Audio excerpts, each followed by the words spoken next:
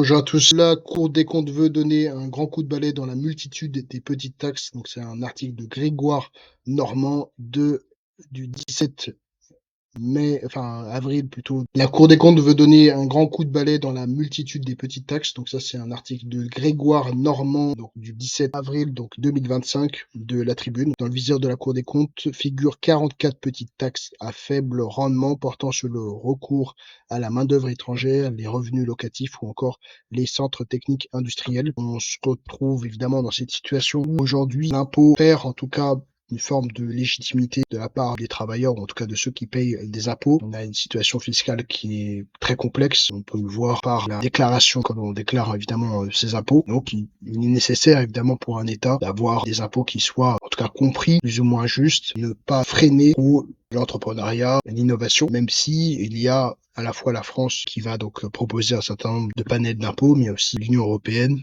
et d'autres instances. Et il y a des instances évidemment qui bénéficient de ces impôts-là. Donc il y a évidemment cette difficulté de pouvoir différencier en tout cas les différents types d'impôts. Quand on prend en compte évidemment uniquement la France, on a à la fois les régions, les départements, on a aussi donc les communes, les différentes typologies d'impôts qui sont plus ou moins déguisés avec des cotisations, que ce soit sur le travail, pour la solidarité, le chômage. On a plein de typologies d'impôts et donc la Cour des comptes, par ce rapport, elle va essayer de faire en sorte de diminuer finalement un certain nombre de taxes et on va regarder un petit peu rapidement ces éléments-là, mais en fait il y a un certain nombre de taxes qui n'ont pas de rendement et qui provoquent évidemment une complexité d'un point de vue administratif. La Cour des comptes part donc à la chasse aux taxes au lendemain de l'avis du Haut Conseil des finances publiques sur la stratégie budgétaire du gouvernement d'ici 2029.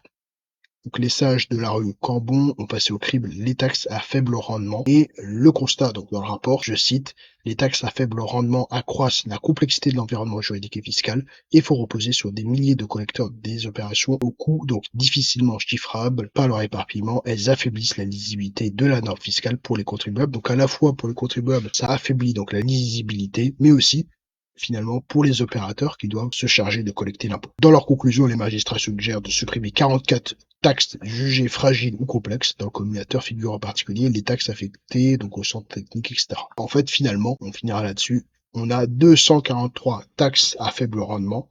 Donc on a 44 qui sont proposées à la diminution. On en a 243 qui ont été identifiés donc par les magistrats financiers contre 305 en 2019, donc on est quand même en diminution. Le seuil donc était de 175 millions d'euros et en fait elles ont rapporté 6 milliards d'euros en 2024 contre 5,7 avant la pandémie et la totalité donc concerne donc les entreprises et là en fait on concentre évidemment un certain nombre d'impôts sur les entreprises, ce qui rend difficile évidemment la continuité ou en tout cas que ce soit le développement, la pérennité, l'expansion d'une entreprise. Merci à vous d'avoir regardé cette vidéo, n'hésitez pas à liker ou à vous abonner puis on se retrouve bientôt.